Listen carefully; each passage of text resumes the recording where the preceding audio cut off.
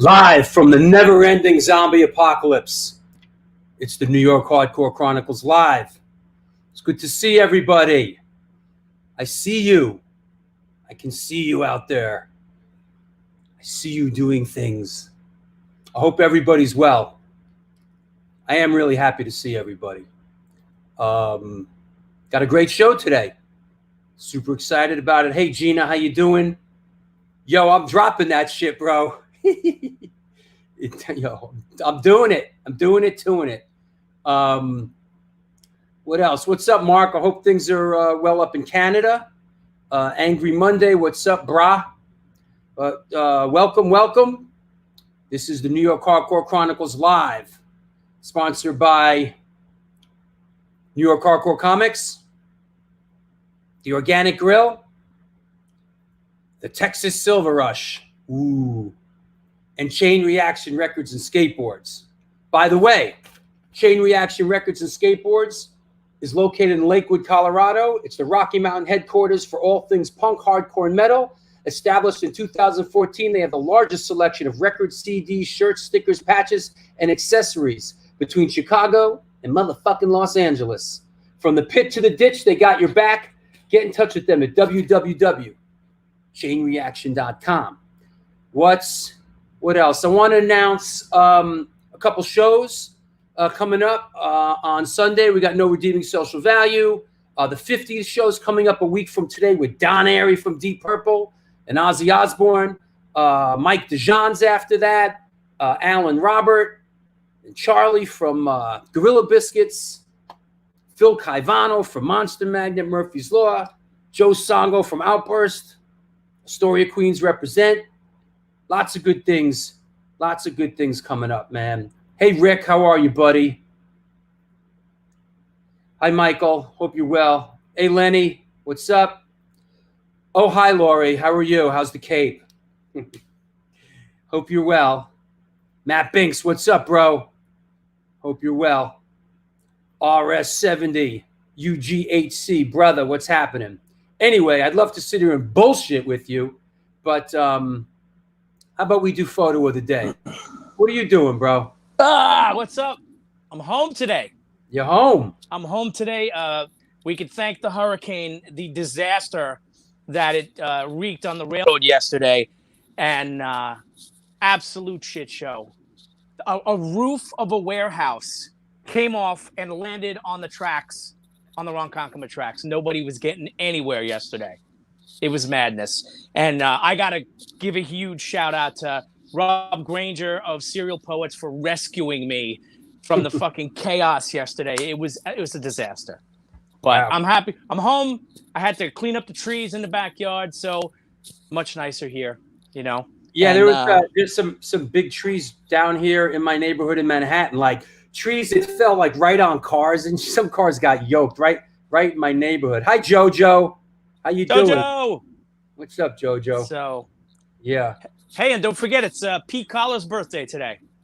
Oh, right. Pete from Sick of It All. Happy birthday, Pete. Happy birthday, Pete from Sick of It All. All right. Let's do photo of the day, huh? Absolutely. Let me see what we got here. Here we go. Photo of the day. Boom. Photo of the day. Any guesses? Let me guess here.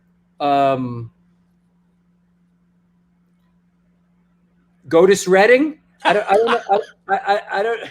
Oh, I love that. I like how we're mixing it up. I love that. Yeah. What? I see. Wait. Looks like someone took a nibble out of his ear. The goat, the greatest of all time. Here we go. Oh, Mayhem. Yeah. Good one. You sent me. Wait. There's a companion. There's a companion piece to that one, right? Mayhem was a nice segue. Yeah. There's my buddy. Yeah. My ex-girl, Rick Bruce is my ex-girlfriend. Oh, so he nibbled that ear then? Oh, yeah. Is that you that nibbled her ear off? Right. Is that the goats? Wait, that's not the goats at the park here in Queens, is it? No, actually, I have plenty of shots of them. These guys are. This is my Comac goat crew right here. You know, You know, they put some goats in my park here, Riverside Park, right here in Manhattan. They like put them in to like munch all the stuff, and they were going to leave them for the summer, and they munched through the shit in like 2 weeks, and they got rid of them. You know? Oh, that's funny. Yeah. Well, you know what goes really good with goats? Is that goat from Murphy's Law? I like Goatus Redding so far. I thought that was great. Well, Goatus Redding was a goat that a friend of mine had. Is that Sherry Lewis in Goat Shop? Actually, his name is Charlie. Oh yeah, yes, yeah, right? That's Charlie. Yes. All right, so I like that one, but let's get on to something else here, which was a nice segue. Here we go. I wanted to get. I'm a big goat. Hold on, let me find. I'm a big goat fan. You know, I love goats. You know, I like pigs too. I'm a big pig person. I like cats, goats, and pigs. Me too. That said, here is photo of the day. Let's see what we got here. Personally, I'm not sure who this could be, because there's a lot of bands that sort of wear this makeup to me. You know, and I'm not that versed in the black metal. In black metal, but let's see. Anybody out there? Anybody out there? Is there anybody out there? And the worms ate into his brain. Let's see what we got here. Behemoth? Nope. Bootleg Kiss. Is that Vinnie Vincent? A bath? Boom. Oh, that's right. That is a boss, and this is from Immortal, actually. He originally was in Immortal. Now he's solo. Now he's just a bath. But that is a bath, actually. Is that like a bath? Like I got to take a bath? Got to take a bath, yes. I got to take a bath. Right. Yes. I know shit about black metal. Yeah, me too, bro. But what's that movie I saw? Lords of Chaos? Is that yes. That was pretty good. I enjoyed that. Oh, I did too. Yeah. Well, this is. Go ahead. Immortal is a Norwegian black metal band, and they were definitely one of the big ones. This picture was taken in 2003 when he was still in Immortal, and I guess he's no longer immortal. But this was at the Metal Gods tour, which was Rob Halford's solo band, Testament, Primal Fear, Amon Amarth, Pain Museum. It was like a total metal. BB King's. They did 2 nights at BB King's, and this was Immortal, and lots of corpse paint and spikes and all the things that make Norwegian black metal so warm and fuzzy. Really, you know. They were loud. They were loud. Yes. Were you there? I don't know. Maybe he was. Maybe I don't know. There. I'm speaking louder, like he can hear me better if I say that. They were fun. And the funny thing about him is he's become he's getting pretty big as a solo artist, and he's actually hysterically funny. This guy, somebody said that. Somebody just said that he's funny as fuck. Yeah, he doesn't take himself seriously at all, and he also has no problem. Like he comes out without the makeup and hangs out with everybody, and just really funny. And they're just. I think black. Yeah, he was there. Whoever Angry Monday is, I don't know. Is that Angry Monday says he grew up on that shit. He was there. Yeah. So. Oh, that's awesome. Yep. I was actually working for Halford at the time, and I was about to go on my first ever full on tour with Halford, and we did about 7 shows, and then he went back to Judas Priest, and my touring dreams were crushed. But I remember Halford's band. Was that Fight or was that Rob Halford? No, this is just Halford. Fight was great. Halford happened after Fight. Yes. I remember when Fight sort of came out and he got a pretty big push. I think they did 2 records, but I remember that. Yeah. Fight was definitely, you could tell the Pantera influence of Fight. And then he also did a record called 2 with Trent Reznor, which I didn't really care for as much. That's right. But that's right. But the All right, Alfred man. Solo stuff was great. But Cool.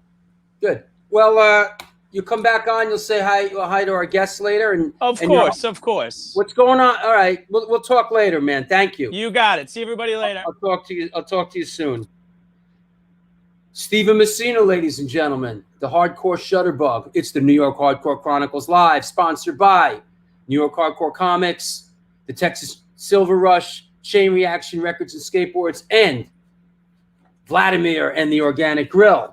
Organic Grill is a vegan restaurant located in the East Village of New York City at 123 First Avenue. Featured in New York Magazine, New York Times, and Veg News. Their dishes have won numerous awards, including Best Veggie Burger. They make their own cheeses, sausages, and burger patties, and every dish on the menu can be made gluten-free for all you gluten-free motherfuckers. This year, they are celebrating their 20th anniversary, and they're all about having a great time while enjoying amazing, clean food. They're now open for deliveries. Get in touch with them and order some great food at www.theorganicgrill.com. What's happening with Rat Bones out there? You ready to come on, Rat Bones? Wait. Give me the wave-in sign. Wait. What's up, bro? I'm always ready. I know you are, dude. What's up? How are you? Great, man. Looking forward to the show today. I love Todd Friend. Yeah, Todd Friend loves you, apparently. I toured with them on their first tour, the first big H20 tour, man. There's been a lot of big H20 bands. I might knock them, say they're not the perfect hardcore bands, but they're good, man. They're a good touring, hard-working band, man. I give them all props for what they've done. We're gonna talk about that, man. There's certainly a band that really worked hard to achieve what they have. Absolutely. Let's so we talked a little bit beforehand about a collectible of the day, and we're gonna do something a little different today. You want to talk about your what's going on Saturday, and you want me to play I'm going to play a little bit of a video, huh? Sure. So we'll talk over this video. Let me get that happening, and here we go. So let's go ahead. Over it. Go ahead. So talk. Going on. I've got a 5-part series that I'm running called "Slumming It in the Cities," and it's just really a gathering and a get together of everyone in hardcore. I'm selling my merch. I'm doing like a pop-up shop. It's right behind my place in the park. It really went well the other day. A bunch of people came out. My kid was there. I mean, it's a family day, but also a huge merch push for me. I have so much going on, and with the pandemic going on, the parks are open, so why not push myself? And it's like a really cool hang, too. I mean, things are popping off there. I'm doing things, there's little things happening in the background, people don't need to know yet, but I'm working on shit. I'm building up my merch line, and I hope you guys can come out and support this. So it's going to be from 1. The hours are extended this week. It's West 26th Street between 8th and 9th Avenue in New York City. It's in Penn South Park from 1 to 7. Last time I did it from 2 to 6, but I mean, it was no problem. I'm going to DJ all day reggae and Bad Brains reggae this week. It's going to be like a great day. I hope to see some more people come and hang out. And then afterwards, we have dinner and everything. Like, it's a real cool hang. So, and I appreciate all the support. Like, my business is starting to take off. I'm doing overseas shipping now. I'm starting to get into it. If 3 people want to get together in the UK and put a $50, together so they can get it shipped over there, then yeah, I'm on board for UK shipping now. Like it's expensive. It's expensive. I don't know if we have another. Yeah, I want to give a shout out to my boy Robert Hogg in Scotland.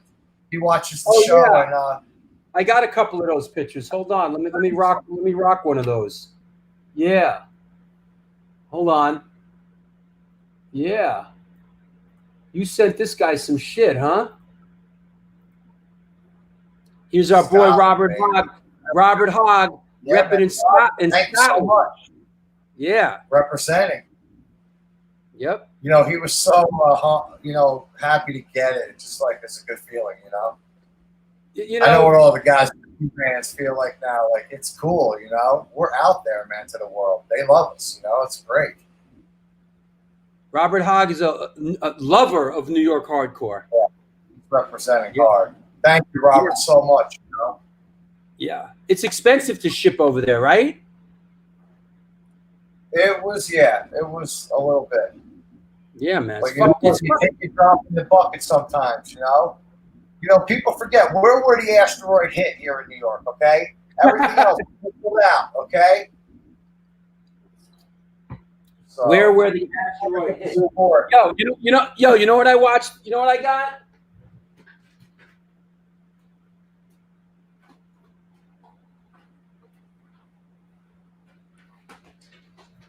Yeah, you want to laugh at some shit? Yeah. Real quick here. Somehow, you know, I was bopping down the street here in New York City, which happens sometimes, and there was like a huge box of DVDs like out, which you know the story with that, right? And they were all sealed DVDs. So I went and grabbed a couple. They're all empty. They're all empty. I got the old school Blob with Steve McQueen. Oh, classic. Right? I got the fucking collector's edition of Close Encounters. Oh, a favorite. Awesome. And best one, Logan's Run. Oh, one of my favorites. Yep. I feel like we're about to open that door in life and find out there's an outside right. with the Truman Show. Listen, I'm not complaining. I'm not really. Classics, right? The Blob. I watched the Blob recently, and then read all about it. I got obsessed with it for a day, and I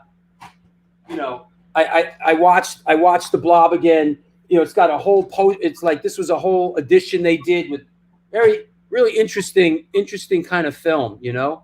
No doubt. Yeah, Logan's Run. Farrah Fawcett's in Logan's Run. Farrah Fawcett Majors has a moment in Logan's Run. Yeah, Michael Run had a serious run in the 70s. He was in Island of Dr. Moreau. The best. Yeah. I have that on bootleg DVD. That was with Burt Lancaster. Yeah. Hey, listen, you want to talk 70s movies? Wait, hold on a second. Here we go again. Nah. Oh, you know what was in there too? Last Tango in Paris. Still sealed. Haven't opened it yet, but that was in that box too. I'm like, yeah, I'll take that. So anyway, let me say, 6 shirt rappos. What do you got there? Yeah, New York Hardcore Comics, man. Come on. Yeah, man. Representing. Yep. I think that's what I love about what's going on right now. It's like the community is taking care of itself. We're all in this together, helping each other out. It's pretty great. It was Get the Butter, I think. Get the Butter. That's I gotta tell you too, guys. If you missed the Planet of the Apes episode because it got taken down, Aldo wants you to go and watch the Planet of the Apes episode because it's pretty good. It's back up. Back up. All right. Thanks, man. All right. Bring me back. Yo, thanks for supporting it, man. I appreciate it. Come out and force this weekend. RMC, Rampage Mosh Crew, mandatory this week. Let's see everybody come out, all right? I'll see you later. There you have it. Rap Bones, collectible of the day. If you're in the city, go stop by his spot. I got to shoot a music video this weekend, so I ain't going to be around. But if you're around, you should. So absolutely, it's the New York Hardcore Chronicles, sponsored by New York Hardcore Comics, the Organic Grill, Texas Silver Rush, and Chain Reaction Records and Skateboards. Blah, blah, blah. New York Hardcore Comics opened back in 2013 when lifelong friends Debo the Pro and Lee Fairley combined their collections and obsessions for comic books, punk rock, toys, statues, magic, the gathering, and all things horror. The store is located at 117 Main Street in Dobbs Ferry, New York. If you want to support them during this pandemic, please contact them via email at newyorkhardcorecomics@gmail.com or any social media channel for an exclusive store package. New York Hardcore Comics, we love them. They support us. Also, I want to shout out my new patrons that got on board. Thank you so much. It's your support that makes this happen. Lots of cool stuff coming up on my Patreon page. Never before seen footage and stuff like that. For those that are not in the know, in the canoe, if you're not in the canoe, now you can know. Here's my, where is it? Come be a patron on my Patreon page. There's different tiers of stuff. It's like our own private channel, our own private community. We do private shows. I release all kinds of never before seen because I'm sick of putting my shit up on the internet and having motherfuckers pass it around. I said it before and I'll say it again, like a cheap Tijuana hooker. From now on, it's all on my Patreon page. As a matter of fact, yeah, I got all kinds of great stuff. A great canoe. Well, now you canoe.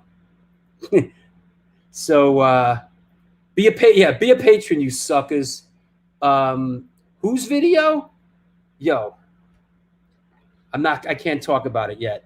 What about that Aaron Judge? Well, let's not get into sports here. Let's not get sports or politics. We don't want to get into too much. You know what I mean? We don't get into too much sports or politics. Yo, I turned the TV on today. This morning I got up. Like when there's a show day, I don't really try to turn the TV on. Like I wake up, I sit down here, I do like 2 hours of social media, and then I do all my homework and the photo. Like it's a lot of work when I do a show, but I'm grateful for it. Don't get me wrong. But I turned the TV on, I watched it for 5 minutes, and I just turned it off. Like I don't even want to hear that fucking bullshit at this point. It's just I don't even want to hear about it.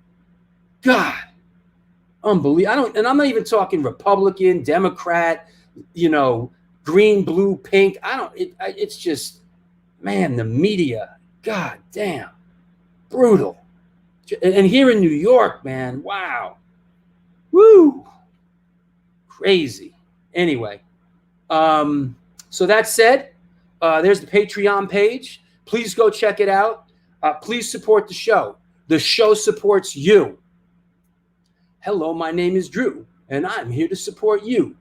And, oh, yeah, Lebanon. Bro, I did see the bomb go off in Lebanon. It looked like a nuclear explosion. That was incredible. God. Makes a lot of sense to have that much firepower, a fireworks factory, and whatever explosive. Good idea to have that in the middle of a city. Always a good idea. For sure. COVID, yeah, that's the news, yeah. And on today's news, COVID, Trump, COVID, and now sports that no one gives a fuck about. Who gives a fuck about baseball right now? Who gives a fuck about sports? Like, who could fucking watch sports right now? Hey, let me just chill out and, enjoy some sports. Like, I love sports as much as the next person. I'm a New York sports lover. But I can't fucking sit here and watch a fucking game right now. Fertilizer, that's right. Fertilizer. Yep.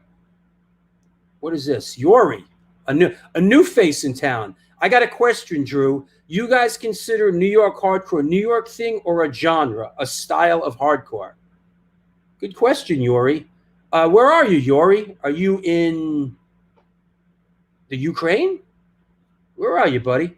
Do you guys consider New York hardcore a New York thing? No. New York hardcore, I mean, I can only speak for myself, but at this New York hardcore is a worldwide thing at this point. It's sort of like a mindset and a mentality. And yes, it is somewhat of a genre. There's certain bands that are New York hardcore bands. But I think, Yuri's from Spain. All right, brother. Welcome aboard. Welcome aboard, Yuri. Nice to you. But yeah, New York hardcore is an attitude. Same shit McVeigh used. Yep. Thank you, Joe James. Joe James from formerly of Agnostic Front and Silvertomb. New York hardcore is a lifestyle and a genre. Oh, everybody's weighing in now. It's a lifestyle. Hey, Rat Bones. Is it a lifestyle or a genre? Or both? What, hardcore? Punk? New York hardcore. It's a genre now. It used to be a lifestyle, man. Come on, let's not kid ourselves anymore, people. Don't lie to yourself. Right. There's no skinheads hanging out on the corner of St. Mark's drinking 40s and steel toes no more. Don't kid yourself. But yeah. All right, just wanted to check. Yeah, Just wanted man. to check in with you. We're the only thing left. We're the only show in town. That's it. All right, I'll talk to you in a bit. Hey, Yuri, wait. Yes, Yuri, we met at the car bomb. Yes, I remember now, buddy. I remember. That's right. You came to the A7 and you were so excited, and we were so excited to have you. And that's awesome. New York hardcore is really a worldwide genre, unlike musical styles. Good. Hello from Athens, Greece. What's going on? What's going on in Athens, Greece? Wow, I've never been to Greece, you know? Oh, now, Whitney. The only real New York hardcore is from New York. Anything else is just sparkling hardcore. Now, doll. Yeah, good. Okay, so you know what? How about bringing our guest on? Let me clear the deck. It's guest time. We've bullshitted long enough. We've avoided this long enough. We can avoid it no longer.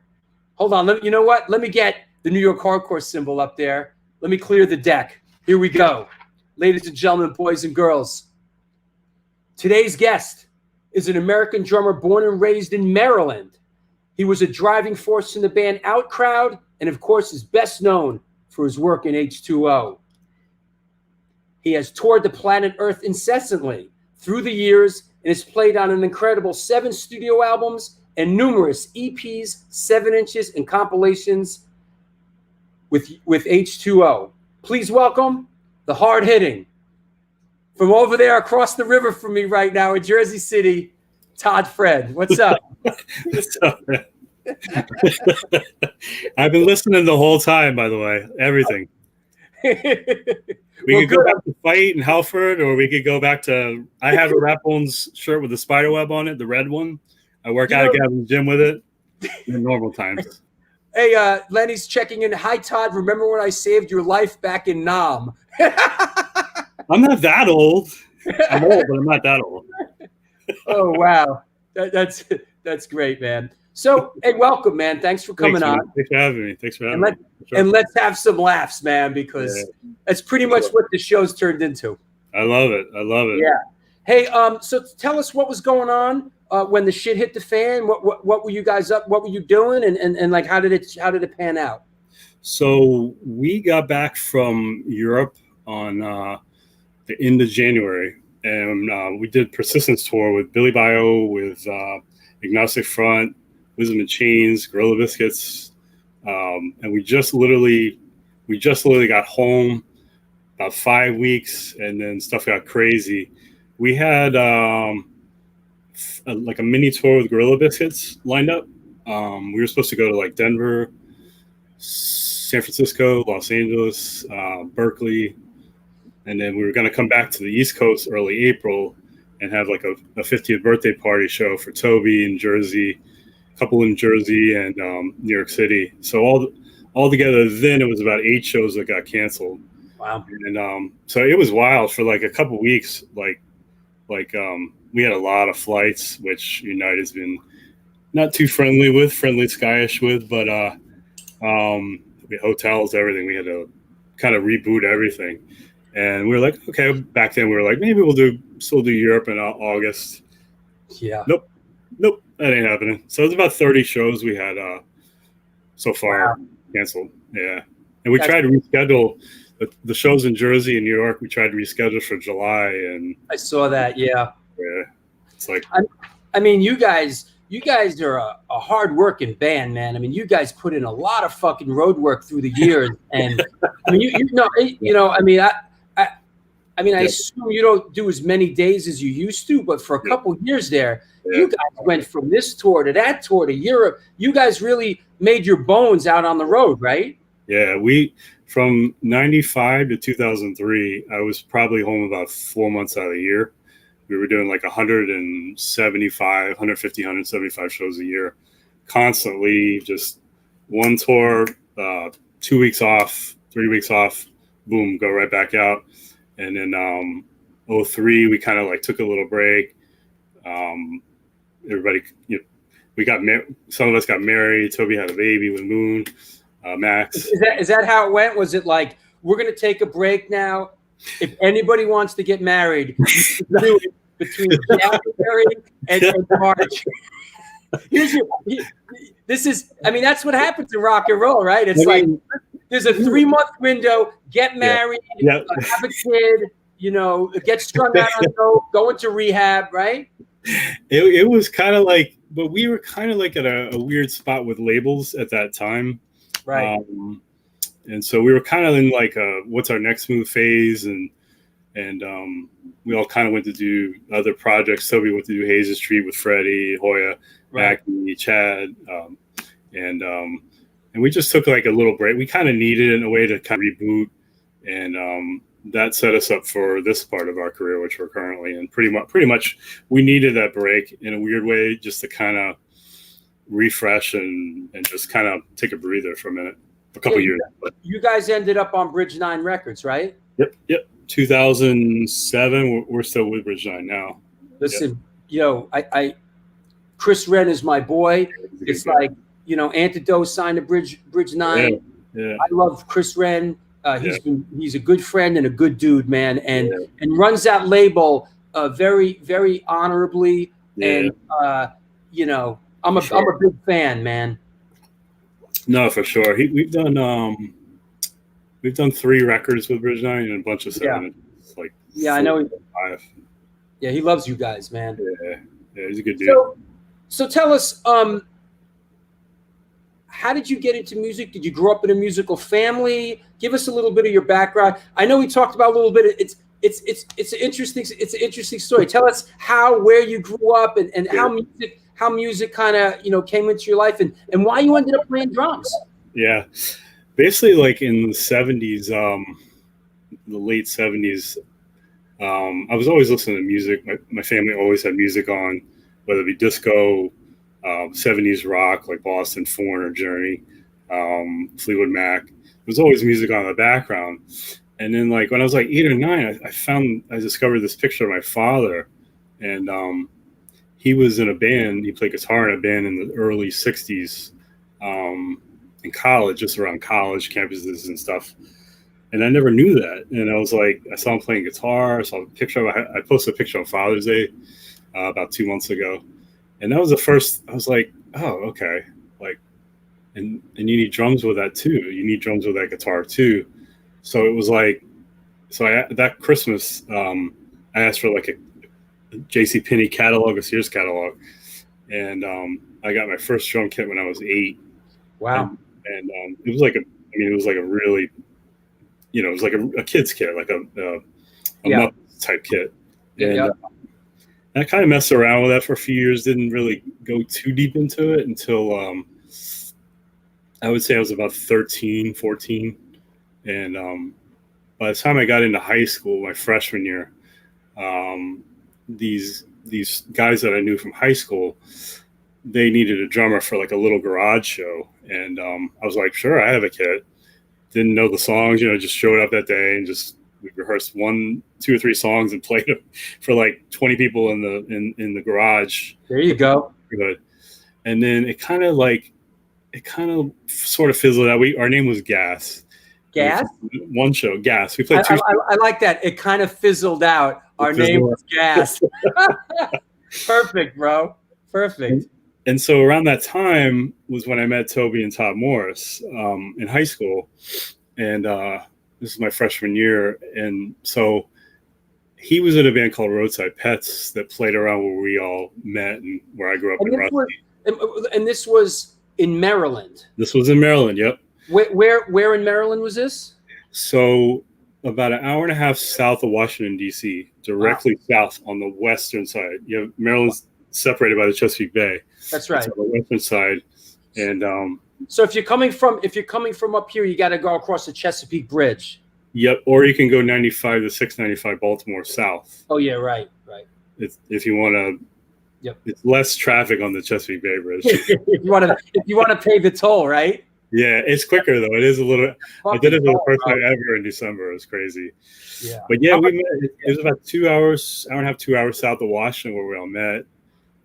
Quiet little town. I mean, it was like we were the scene basically. There was like maybe 50 of us, and we met fall of '85 when my gas fizzled out, and, and I met Todd at his locker room, and I had heard his band was kind of fizzling out or breaking up, and I just handed him a tape, and we just started talking about music. He's about 4 or 5 years older than me, so we just started talking about music. Was Todd always as proficient on guitar as he? I mean, he's pretty. Was he always that good? Well, he was kind of learning and singing to play live because in his previous band with Rusty Pistachio, both of them were co-lead singers. Like they kind of melodic off of each other, and so he was kind of learning to play. As far as I know, learning to play and sing at the same time. I was learning to play, and at that time, it was like we worked hard. Like we rehearsed like every other day or every day in like my garage or a friend of ours' garage who was in the first formation of Outcrowd, Keith Manuel, and basically we just kept rehearsing all the time and took it serious, and then finally we kind of started. We played around that in that area. And then finally we started getting shows in like Baltimore, DC with like bigger acts, like Fugazi, Dead Milkman, Government Issue, Scream, all the. And this was Outcrowd? Yes, yep. This was a later formation. It was first called Hodaz that turned into Outcrowd. Right. And I mean, we played with like any DC band around that time, Soulside, Kingface. Like we were always like opening for Discord bands, and then we would play in Baltimore with different kind of punk bands too. But so that kind of leads to where it is now, where we got to the point when I got out of high school in 1989. About a year later, we moved up here to New York City, and that's where kind of everything started up here with Outcrowd for about 4.5, 5 years before it. Is this an Outcrowd picture I have here, or is this an early H2O picture? That is from 1996 PWAC, Long Island. Wow, you know exactly where it's from. so is that H2O or Outcrowd? That's H2O. Okay, Yep. I like the USA basketball jersey. 1996. That was the year of that jersey. I like how there was that era there, 90, where like everybody in hardcore wore sports fucking teams. It was like yeah. Everybody looked like they were on a baseball team. Everyone was like, yeah. We wore New York's Knicks jerseys for a little while too. Myself and Todd and Toby. I mean, that was back when the Knicks were good. But we're not going to talk sports. We're not going to talk sports. Well, why go there? But the where is? Okay, go on. I got something to. Oh no, it's just so yeah. That kind of leads like we had done a lot around the DC scene with Outcrowd. We did like 2 mini US tours. That's Outcrowd. Yep. That's about 1992, and we had gotten introduced to Blackout Records through Anthony Carminelli with Bill Wilson. And, it's about 1991, 92ish, and we did 2 EPs with Blackout. 2 US tours, like mini tours. We did actually one of the first South by Southwest when it was really budget. It was like no sponsors. Wow. We played in like a hotel with like a glam metal band. It made no sense, but we did it. That's you on the left, right? Yep. Bro, it looks like you should be in GBH with that. All right, bro. I love GBH. We did this EP, and then we did a full length with Bill, like 1994 Healer record, and then we kind of hit a wall. We kind of did what we could do. We had a tour that kind of fizzled out, and H2O, Toby and Rusty started with H2O fall of 94ish, but he was doing the Sick of It All, My Love Is Real for a little while on tour with those guys, and fall of 94 was like basically when Rusty and Toby collaborated to get moving in that direction, to get H2O moving, and that's kind of where we are. I mean, Todd and I had kind of fizzled out 6 months into 95 with Outcrop, and H2O did a tour with Civ and Sick of It All, May, June, early July. Just before we jump out, this is the Blackout record you put out, right? Yep. Okay. All right. We could get past Outcrowd now. Yeah. So Toby was working for Sick of It All for years. Toby was out with Sick of It All. Yep. And he started doing this sort of at the end of the set. Yep. What's the name of the song? My Love Is Real. Yeah, it's on the first record. And I think I told you, I just came across, I'm transferring all this footage that's never before been seen. And I just transferred some footage from 1993, a Sick of It All show that I had. Yep. And at the end of it, Isaac plays bass. Yep. Armand plays drums. Tim Shaw, I think, played too. Yeah. I think it was Tim Shaw, I'm pretty sure. I think this clip I have, though, looks like Armand, Pete, and Toby doing that. So I think it must be the first or second or third time they did it. Yeah. So he's out there kind of doing this thing, and then that kind of led into H2O. I mean, that was like the first inkling of him going off and doing something on his own. He'd been with Sick of It All probably about 5 years at that point, 5 maybe 6. Right. Toured the world with those guys. And shout out to Pete. His birthday today, Pete Sick of It All. Yeah, that's right. Pete Kohler. Happy birthday, Pete Kohler. Yep. Yeah, they have a book coming out too, the Sick of It All brothers. I just saw. Absolutely. Yeah, they were on the show recently with Howie, and we were talking about it. Yeah. Awesome. Cool. Yeah. So so you guys all move up. So like you guys all moved up to New York City, right? Pretty much, yeah. And you all moved up to New York City from Maryland when you were in Outcrowd, right? Yeah. Yep. And then the whole thing kind of fizzled out, and we were like, "Yo, we're here in New York City." Yeah. We worked hard. Like, we got to play. Outcrowd got to do a lot of stuff. We did like our Ramones tour. We did Black Train Jack, bunch of shows of Black Train Jack. Wow. Token Entry. Trying to think of like a lot of like the Goops, a lot of Blackout showcase shows we kind of did. Wow. We did like a 6-show run with the Ramones, which was like, I mean, they were my favorite band growing up. They were the band that got me into everything, basically. That must have been fun being on a tour like with them and being treated like shit every night. I found this. This is around. What do we got there? That's a Ramones press photo around the time we toured with them, like 92. Oh, CJ was in the band. CJ, yep. CJ was like about the only cool one in that band at that point. Yeah. Kind of was, Yeah. I'm friends with Marky a little bit too. Not like great friends, but like casual, like. Yeah, it's a yo, what's up? Yeah, exactly. Yeah. So people say, bring Outcrowd back. Was there ever any sort of moment or thought between, because you guys, I mean, since you all, it's like basically H2O is like Outcrowd with Toby singing, right? Pretty much. Toby Rusty. Yeah, exactly.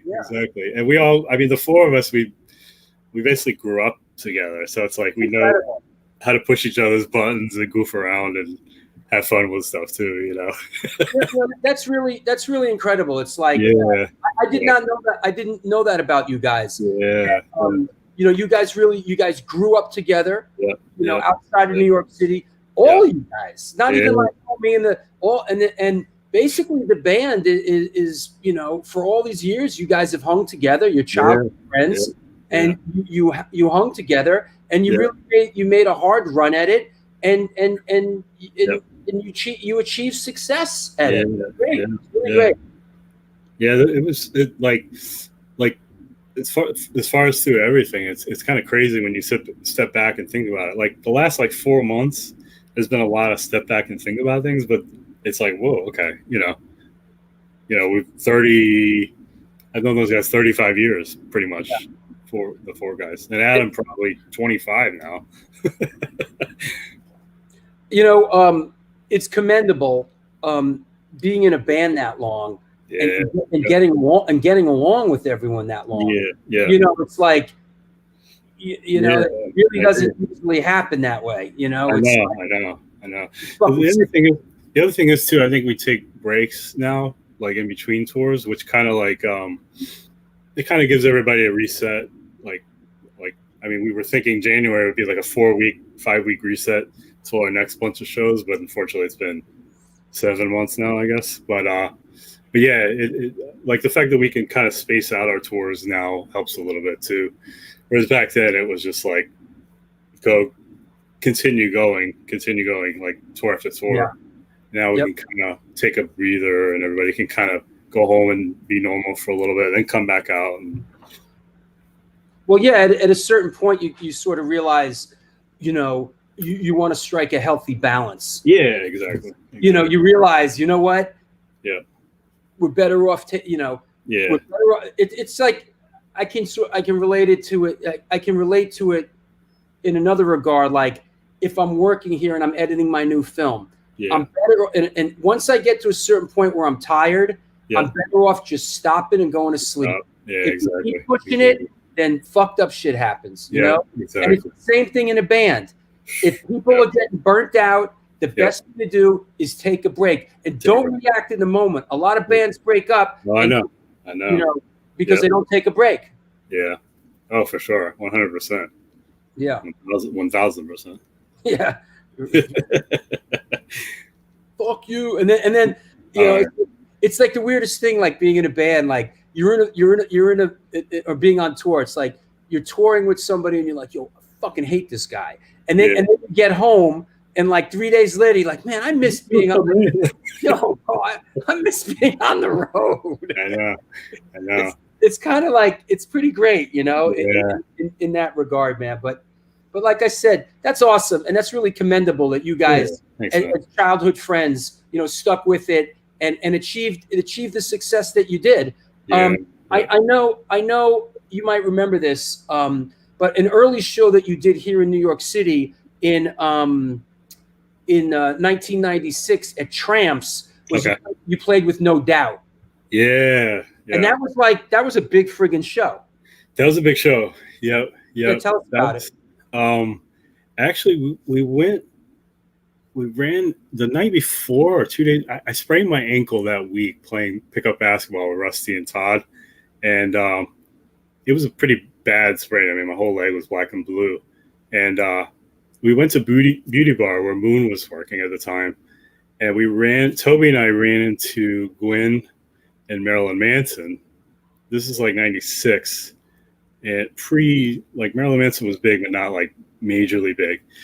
And so the night before they invited us, they were like, let's go out. Let's go to some parties or something. And me and Toby were like, we don't drink. We don't do anything. But then the next day, we had and I was on crutches anyway, so I wasn't about to go to another bar. And, but yeah, the show, like the next day a day or two later, we played the show. I popped like 4 or 5 Advils for my ankle. But it was a big show. I mean, they were all over MTV at that time. Like, it was like, they were about to like blow up, but they treat us cool. They still treat us cool. About a year ago, the bass player played Like a Prayer with us in LA. We played in LA about a year ago, and they're always cool guys. They're always like, we speak to the bass player more than the rest of them, obviously, but they've always been cool with us, and the drummer's cool too. Yeah, I mean, listen, it also happens. I've seen it happen with bands when they just get so big. It's like someone like Gwen or even Manson. I've seen it with Dickie Barrett. They just get so swamped with it's overwhelming, man. Yeah, no, like she's like a whole nother. I mean, she's on The Voice now. Like, I actually saw her Lamb fashion show at Roseland Ballroom probably about 10 years ago, maybe a little longer than that. And like, it was just like a whole nother world. Like, when Campbell was walking the walkway for her clothes, stuff like that. It's yeah. But Dickie's always been great. So it's like, that's another, Murphy's Law and Boston's took us on our first like U.S. tours. We'll get to Rat Bones a little bit on the Murphy's Law. Yeah. Dickie's Dickie, Dickie's great. Dickie's another guy that was a part of that early Boston hardcore scene that I was around. And my friend's the Pit. My friend the Pit Impact Unit. Yep. Hey, stick with me a second. Let me shout out some sponsors, and why don't you hang out with me a bit? We're gonna bring one of our new sponsors aboard. Let's talk to him and see what he's all about. So hang out a second. It's the New York Hardcore Chronicles Live, sponsored by New York Hardcore Comics, The Organic Grill, Texas Chain Reaction Records and Skateboards, and the Texas Silver Rush. Before we get into that, just want to make sure everybody's okay out there. Hey, May, welcome to the show. Everybody's asking for this guy's Simpsons impression. Yo, Todd, you might have to do some. Everyone's hankering for your Simpsons impression, so that might have to happen. Ace Steen in Denmark, how you doing? New York Hardcore Ray, I know we all. Yeah, thanks. Don't worry, there'll be some H20 and Antidote shows again. Lisa, Todd Friend is the greatest. I love you. I'm so proud of you. Jeez, Todd. Who's this, your mom? Wow. Boy, you're getting mad love, huh? Funicula, H20 30th at Webster Hall. Okay. Yeah, good. Glad that everybody's, you know what? Before we get kicking, I want to, Jason from Warzone. What is the ratio of Todd's other first names in New York hardcore? What's that? What is the ratio of Todd's to other first names? Oh, I see.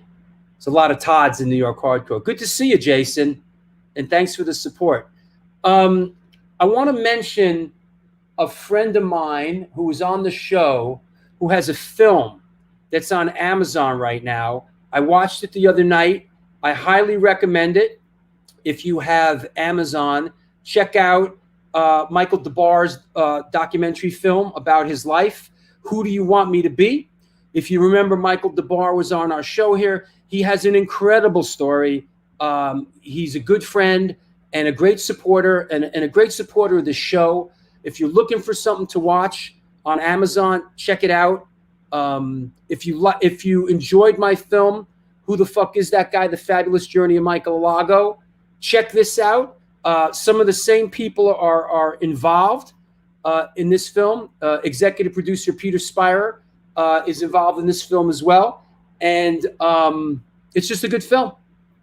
And Michael DeBar is a great guy. So what else can I say? Just fucking watch it, all right? You know what I'm saying? Just fucking watch it. The fuck else you doing? Watching fucking sports? Fuck, man. What do I got to do here? That said, it's all good. Let's bring a friend of ours on, and this is our I don't want to say new sponsor, but this is Joe Ramini from the Texas Silver Rush, and you know what? Let me read the blurb here, so that'll be his intro. The Texas Silver Rush is a jewelry design firm and boutique store located in the birthplace of the Texas country music scene in Fredericksburg, Texas. They specialize in working with musicians in all music genres to create unique one-off pieces, as well as to style them for stage, album covers, promo, photos, and social media exposure. Their client list includes Rock and Roll Hall of Famers Greg Rollet, Ringo Starr, and of course, Agnostic Front. During the current pandemic, all information and online sales are being taken. Their Facebook and Instagram page, and of course, www.texassilverrush.com. Let's welcome our friend Joe Ramini. What's up, buddy?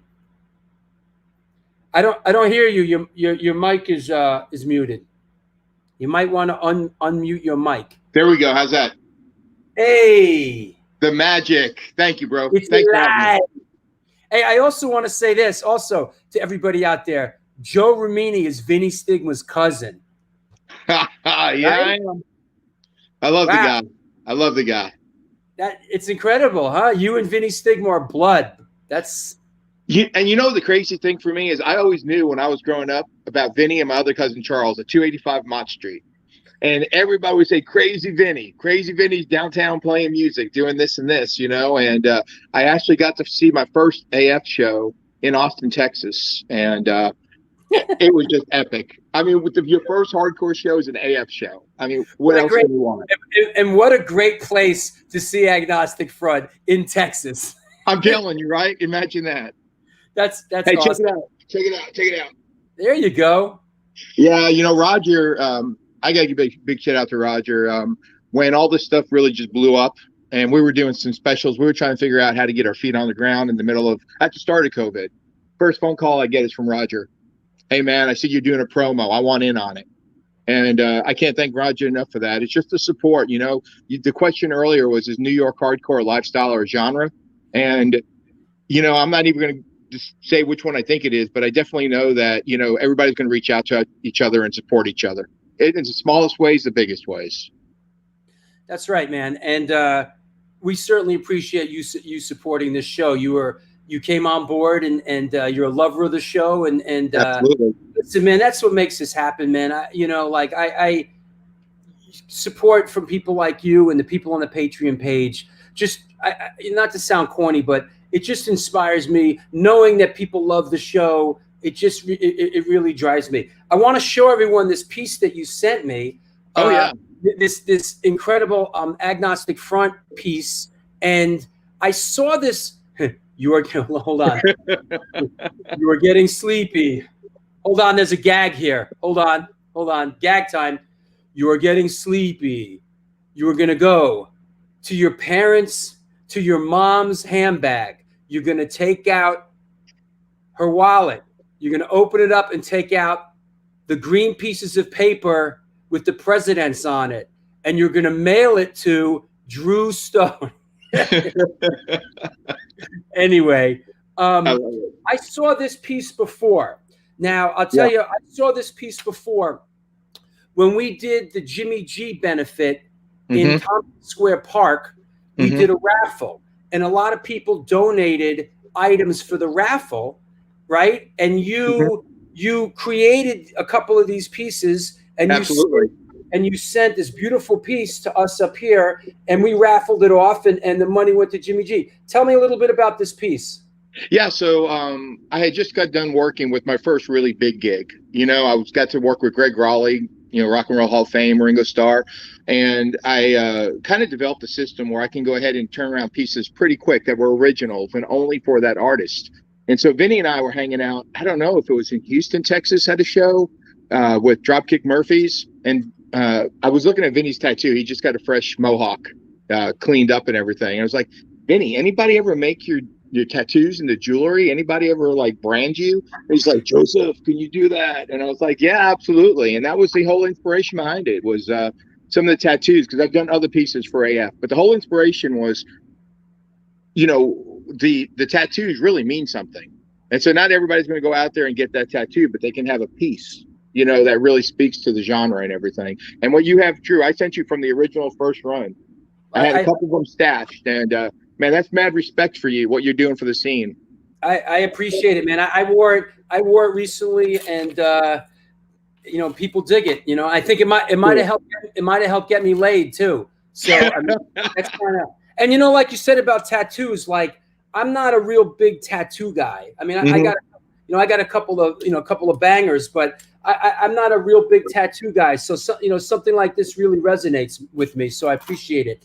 Here's a question from our friend Kevin Haggerty, who is the creator of the A7 Mosh Crew. Question for Joe: how long does it take to get a custom piece done? Well, right now we're about 9 months behind, because even with COVID and everything kicking off, we've just been super, super busy. However, Kevin, I think it is, I'm looking at your name. You need some help, you reach out to me personally. I'll push you to the top of the list and we'll get something done for you. So the shortest time frame I ever had was 10 days, and that was for Ringo Starr. And there was a big reason behind it. And that took moving heaven, earth, and everything else to get that done. Usually about 12 weeks is a good turnaround time. To just give a direct answer, about 12 weeks. Listen, Ringo Starr, bro, we understand. you know, when one of the Beatles needs a piece, you sort of you know, it becomes a little bit of a priority, you know. Oh yeah, you know, the cool thing too was me and my manager. I give a shout out to my operations manager Trish. I know she's watching the show right now. I couldn't do half the stuff I do without her. She's Trish, an amazing. Is that Trish the Dish? Trish the Dish. Hey Trish, if you're out there, that's your new nickname. If Drew says it, it is. Trish the Dish. That's an old New York thing. Yo, Trish the Dish. But anyway, I'm sorry. No, so when we got the gig and everything, they left the storefront because we have a lot of these artists that will actually come to the storefront, you know, because that's the first place they want to meet us. And we waited like the ceremonial, like 2 or 3 minutes when we made sure they weren't going to walk back in, go, hey, can I use the bathroom? And we looked at each other and we kind of did the happy dance. It was like, Ringo freaking Starr, you know, we did it finally. So yeah, that was a cool time.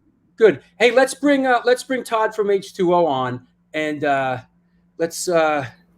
Hey Todd, you guys play in Texas? Do you have love for Texas? I love Texas. We haven't been there in a couple of years, but we usually do the whole 4 or 5 city run with Houston, Dallas, Austin, and San Antonio. Yeah, like touring Texas is like touring a country, right? It's like 5 hours to here, 7 hours, you know? Yeah. I think we did, I think the last time we were there was like, I want to say 2013 or maybe 2015. Something like that. I think 2015 we did Cruel Land, a US tour with Cruel Land. Cool. And Joe, you're doing like live. I saw some live broadcasts from. Is it from the store? What are those? What are those live? You're doing a lot of great stuff with musicians. What's going on with that? Yeah, first I want to give a shout out to Todd again. I know we were talking pre-show and everything. It's pretty cool, man, to be hanging out with you right here on Drew's show and everything for the first time. Thank you so much. Cool to meet you. So going back to the music thing, we're all about the music. I mean, Drew, you said last week in one of your interviews, you know, you're going to do a video for a band just because you want to be the one to do it for the band, even when there's no money around. You're doing it for the right reason, to help the band, look out for the scene, you know, and all that. So we've got a lot of Texas artists that we work with that, just like, you know, a lot of our hardcore bands had no income coming in. Everything just stopped. And I had that freak out moment, you know, lasted about a half an hour. And finally I was just like, I'm pushing forward. And the reason why is that lower New York City, you know, Lower East Side attitude, you know, it's like, it's been through this crap before. We're just going to have to figure our way out of it, you know? And I think that's another big thing about the hardcore scene too. You know, it's like, you got to push. You got to push if you want it. So long story short, I was like, let's start bringing these artists in the store. We developed our online sales through Facebook and having Facebook live sessions. And we have a couple of thousand people at a time on. I was like, why not bring our artist on and we'll do a virtual tip jar. Yeah. And so we cut them a check because that's our support for our artists. And then our fans took care of them on the and their fans took care of them on the virtual tip jar. And you know, we created it, that grew into our Texas Silver Rush Summer 2020 live music series. That's and awesome. It's a great thing. It's a great thing. Good, man. Your heart's in the right place. And, you know, I said it before and I'll say it again. You're in the right place here on this show, man. You know, you're passionate. That's why I love this show. Yeah, man. And, we got to get you and your cousin on here. We got to get, I know Vinny will come on with you. We got to bring Vinny on. You know, Vinny's always... You know, is a well-loved. Vinny's you know, people were talking before about New York hardcore, and is it a genre? Is it this? There has been no greater worldwide ambassador for New York hardcore than Vinny Stigma. Oh yeah. You know, we were at a show, and you know this already. We were at a show in San Antonio, and my girlfriend was with me at the time, and right after the sound check and all, Vinny wanted to go out front. And there were thousands of people out there. And Vinny was just out there meeting every single person, shaking hands. Yeah. You know, he's like running for mayor, kissing babies, you know. I mean, just pretty epic. And, you know, for somebody to feel that way after all these years, just to be that passionate about things, it's just genuineness. It's real. And, you know, I love your section where you look at the old picture, or like today with the goat and everything. You know, occasionally Vinny and I will go back and forth on pictures, and I'll show him. He goes, Joseph, I was there. You were like 1, I was 9. I was at that birthday party, and blah, blah, blah, blah, blah. Yeah, you know, so it's pretty cool. I was there. I was there. Hey, look, Joe, I want to thank you again, man. Thanks for coming. And you're going to come on again and again. We're going to, we'll get you on with Vinny and take care of yourself. And, I love tuning into your stuff, and we'll see you on the show again soon. Drew, I can't thank you enough. Todd, same brother. It was good to meet you. Man. Thanks, y'all. Take care. Bye-bye. Take care. Wow, how blessed am I, Todd, that I have That's such awesome. fucking great people that support the show, man. That's awesome. Yeah, he's. Did he say the other day he was related to Leah Remini? I thought he said that. I don't know who's that. Well, Leah Remini was the actress in King of Queens, and You related to her, Joe? I thought he said something about that the other day. You related to her, Joe? Yeah, I am. So, like I was saying the other day, so we were pretty much born and raised 285 Mott Street, Little Italy. Yep. Vinny and I, and that side of the family from Naples. Then over on Elizabeth Street was my Sicilian family, and so was Leah, Nicole, and then myself. Yeah, Wow. and my Sicilian grandmother. Me, So what's your relationship with her? I watch a Scientology show like every week. That's who that is? Yes. Yeah. Oh, you Yeah. didn't know, Todd? Every week we watch it. Every week. What's your relationship to her, Joe?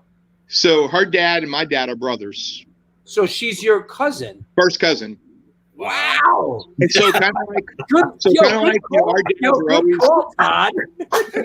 yeah, our dads are always out doing something, and so our grandmother raised us. So she was It's on the show with she was the big show she was on, the big King of Queens. King of Queens. Yeah. Yo, And I then watched that Scientology show. It's off the hook. It's crazy. Can I give you one Great, little too. insight about Scientology real quick?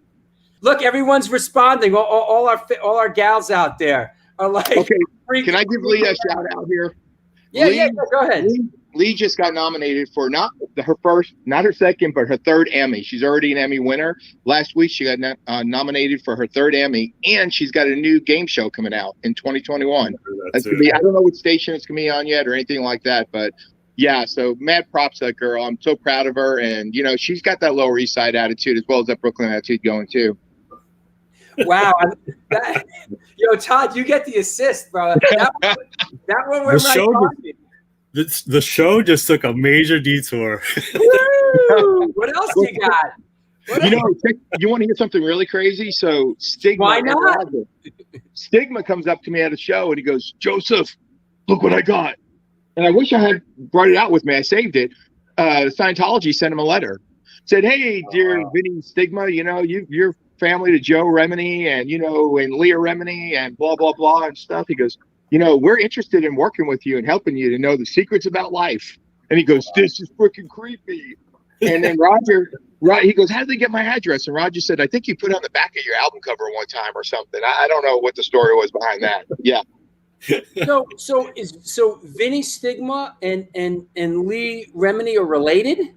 Well, through me. So Vinny and I are cousins through our father, my grandmother and his father. Yeah. At 285 Mott Street. We were all lived in the same building, all in the same apartments. And then Lee is on my dad's side of the family. When I say family, to me, my family is all my first cousins. You know what I'm saying? But is there a blood relation? Is there a blood relation there? No blood relation. No, between okay, it's marriage. It's just between. It's between Leah and I. Okay, so I think that makes you second cousins, maybe, or. Well, Lee and I are first cousins. Okay. And then Vinny and I are like first cousins. He's like my uncle. His father and my grandmother were married. We're brother and sister. Well, that was certainly a fine turn we just took. So thank you. And, absolutely. Man, Good call, Todd. Hang out backstage. I'm sure you'll be back in a couple of minutes. All right, absolutely. All right, talk to you in a bit. Fuck, bro. I remember that the last thing he said. Yeah, he was like Sunday or Monday when we did a mic check. He said, "Yeah, Lee Remini's my cousin," but it was like in between all the other stuff we were talking about. I'm like, wait a minute, I saw the last name. You're good with details. I'm like thinking about I'm thinking about all kinds of other shit. Let's Look, that really lit up the chat booth too. It took a detour for a little bit. King of Queens, my top 10 sitcom. Scientology. Jesus, man. Unbelievable. Oh, here you go. Do you guys know Alyssa Milano? I don't. No. I don't. But yeah. Okay, so let's get cracking again. A couple notes I got for my homework is so you guys got signed to MCA. Yep. Which major label. Yeah. Some of us know it. MCA is Musician Cemetery Association. Could be any bands I know that got signed to that label kind of had a hard time. Yeah. It was a strange label to be signed to. Yeah. Tell us a little bit about signing to MCA and what that experience was like. So we did the Blackout record, and we toured for about,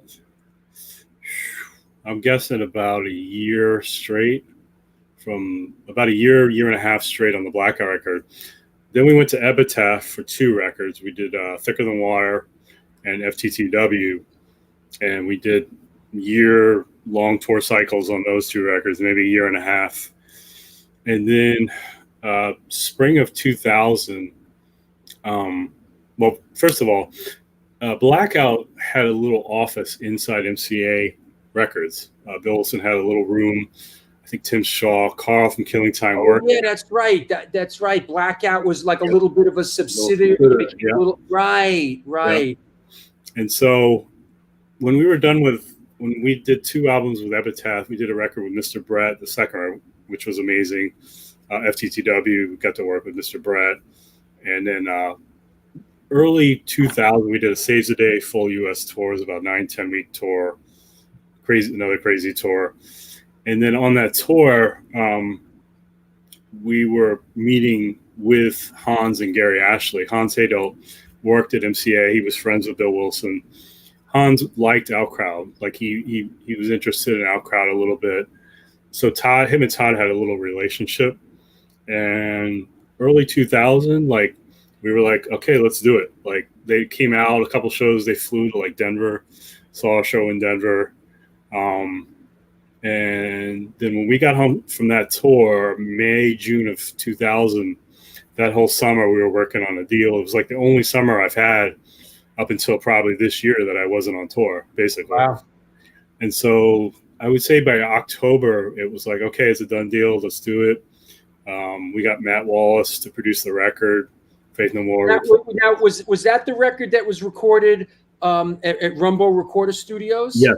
Now, for those that don't know, Rumbo Recorder Studios in lovely Canoga Park, California, was owned by the Captain and Tennille, right? Yes. Yep. I mean, was that a trip? Like, we're in the Captain and Tennille's. Like they find Yep. that's like their like tax write-off studio, right? Oh, totally. Yeah. Like that was like a whole nother. But there was some great records made in that place. The first, hell yeah. First Guns N' Roses, STP, first record from Temple, bunch of Kiss records. Like a lot of stuff was done in that place. The same room we recorded, and we wanted to meet the Captain and Tennille, but they never came around. But I wonder if that studio is still there these days. No, it's not. It's not. I think it's there, but it's not an active studio. I think it's like the building's still there, but there's not any recording stuff in there. I did like a little research on when like probably about a year or 2 or 3 years ago. I was just curious.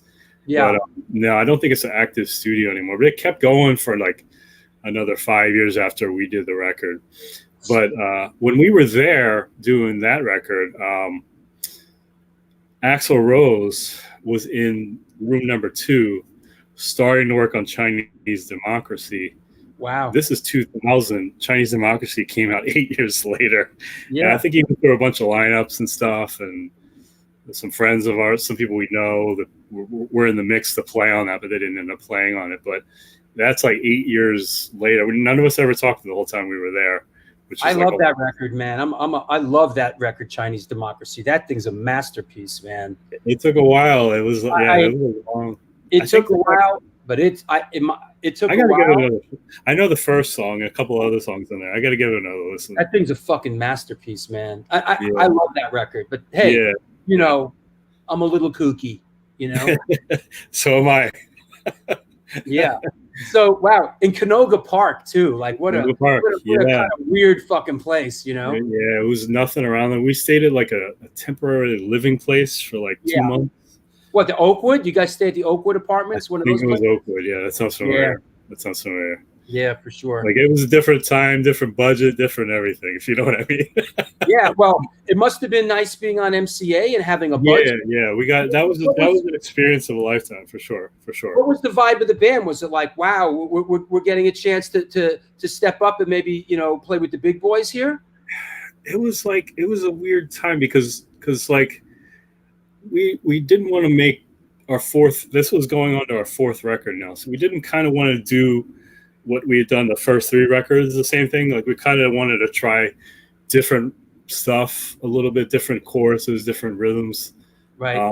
But we knew at that time what would work live and what probably wouldn't work live, because that was what we had the most experience in, just touring nonstop and playing live.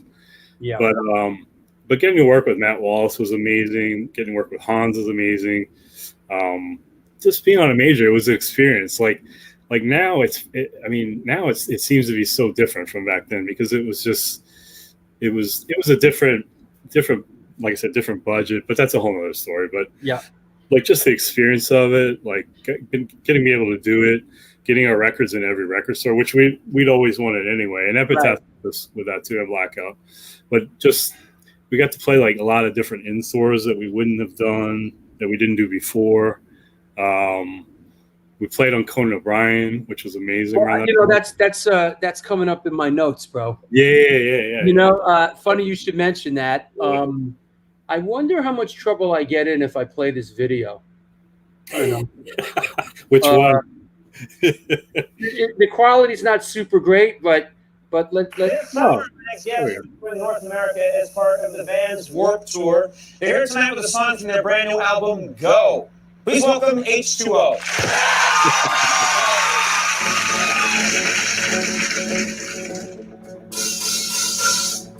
Am I wasting all my time chasing innocence and fun? The time of my life when I should have known better. I'm wasting all these years on the back of tears behind. All right, hopefully you're gonna get a letter soon, a cease and desist. they want to bank. I've learned that I play the whole thing, they'll fucking block the show. But I watched that performance today. You guys killed it, bro. Thank you, man. Thank you. I mean, I mean that, bro. I really mean that. Like, thank you. I was like, wow, you guys. Thank you so much, man. It was a surreal day. Like Will Ferrell was the guest. Nice. And it was like they had an animal doctor on, I think. And then we played Irving Plaza that night. We went straight from NBC to Irving Plaza to do a sound check and play that night. Like it was a long but fun, crazy day. Yeah, I mean that's got to be. I was almost feeling for you, like when I watched that for the first time, and like it was like there was that moment where they introduced you, and you're like, you guys. I know. Like, I almost had anxiety myself, God, that's all. That's. Thank you. That's cool, man. You guys, and also, let's talk a second about the Warped Tour and how much you guys played the Warped Tour a bunch of times and 4 times. 4 times. Tell us a little about the Warped Tour and your relationship with Kevin and the founder, and give me a little take on the Warped Tour and what it's meant to you guys. Oh, the Warped Tour has been great. Like we did 97 the first time in a van. Like Social D was on it, Descendants. Sick of It All, Pennywise, 98 we did like a Western version. We did the East part, 97, 98 we did like a Western version. Our camper broke down. We split up on like 5 different buses. That one was Deftones, Rancid, Bad Religion. Wow. We did 99. We did 2001. We did the whole, like 2001 was the one we did the whole 9-10 week. How does that happen? What are you guys fucking Kevin Lyman? Like, how does that happen? Like, it just, I guess we were playing truck stages in 97. I see. And then we just kind of worked our way over, like just kept doing it and working. And I was surprised we did it back then. I was surprised a little bit we did it 3 years in a row. Then we took 2000 off when we were doing the MCA deal and stuff. Yep. Yeah, it was those were. I mean, we did the one Warped Tour anniversary one-off show last summer in Asbury Park, and I think it's he may still do a little stuff with it, but nothing like a whole US 9-10 week thing with it. He had a great run, yeah. And you know, for sure, you got to know when to hold them and know when to fold them. You know what I mean? And he tried to do it this year. Imagine what with the pandemic. I mean, he went. Yeah. It was a good time to get out, you know. I mean, maybe it was fate for him. Absolutely, man. Yeah. Let's take some questions. Let me do a quick shout out here, and God, your fans are relentless, bro. With this, boy. All right, hold on a second, will you? Let's. It's the New York Hardcore Chronicles Live, sponsored by New York Hardcore Comics, Chain Reaction Records and Skateboards, our friend Joe Romini at the Texas Silver Rush, and Vladimir down at the Organic Grill. I want to thank everybody for watching. Couple of shows coming up. Next show is this Sunday. We got No Redeeming Social Value coming on. They have a new record coming out, Wasted for Life. So make sure you check in. We got a couple of the guys. That should be really cool. And then the show after that, good golly, Miss Molly, it's going to be the New York Hardcore Chronicles Live 50th show. What? 50th show coming up. Holy mackerel. Clank your chains and count your change. It's bananas. 50th show. We got Don Airy, currently in Deep Purple. Deep Purple has a new record coming out next week. Rainbow did multiple records with Rainbow. Ozzy Osbourne, Mr. Crowley, Black Sabbath. He played on Never Say Die, Electric Light Orchestra. Gary Moore, Judas Priest. He played on I think Ram It Down or Turbo. Wishbone Ass, White Snake, Jethro Tull. Yo, Don Airy's coming on. He's a great guy. His son, Mike Airy's coming on. That's the New York Hardcore Connection. We got a lot to talk about. That's the 50th show coming up. Also want to remind you, after that is the show with Mikey Dijon, Astoria Queens Represent. Alan Robert, Life of Agony. Did we mention that? That's a good one, man. Hold on. Hold your horses, kid. We got Alan Robert from Life of Agony coming on. Super stoked on that. We love this guy. He's got a lot of great stuff with his The Beauty of Horror and Killigy and Crawl to Me. So we got, Alan coming on. Great dude. Lots to talk about with him. And then after that, we got Charlie from Gorilla Biscuits. Then we got Phil Caivano from Monster Magnet and Murphy's Law. And for those that might remember back in the day, the mighty Blitzbeer. Yeah, I just listened to that live Blitzbeer thing. Ratbones had it the other day. Thanks for the Blitzbeer CD, bro. Oh, you got that? I listened to it in the car the other day. And you know what? Just real quick, Phil's coming up and you lent me the Blitzbeer thing. You also lent me Bad Brains Rise. And just so everybody knows, we're working the details out to get Israel, who sang on the Bad Brains Rise record and in Fireburn. We're going to get him on the show. So you lent me those other 2 days at those other two CDs at the Ratbones Fest, and I listened to them in my car. And both those CDs, the Rise CD really holds up well. Sure. Yeah, I like that. It's good. One. Yeah. Really all right. Love. I like the God of Love too, and that gets slept on a lot on Maverick Records. Yep. Hey, you know what? You want to talk? You want to talk? Yeah. Rise Up. Yeah, Fireburn was great. Rise Up. I'm working on it. We're going to get Israel on it. We're going to be able to talk Bad Brains with him. Is Siv going to make a guest appearance? I haven't talked to Siv about coming on the show. I have to. Yeah, for sure. So underrated. You want to talk to Todd? Of course, I love Todd. Hey, Todd. Rat Bones loves you and wants to talk to you. Rap bones, what you gonna do? Yeah, boy. Yo, we Hey, have tell us. Hey, Rat Bones, tell us the H2O story.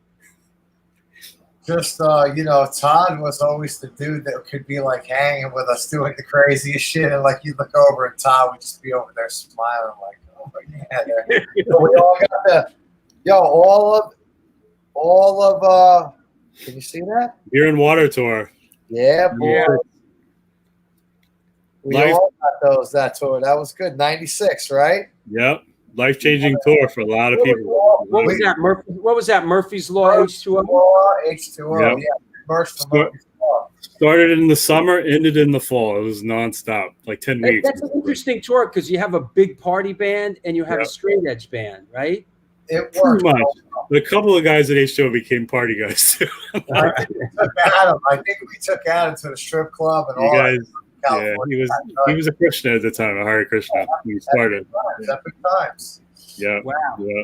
Yeah. That's if I got to give my H2O moment, I got to say I remember when you came back, like you went overseas, like you played once at Coney or you played somewhere.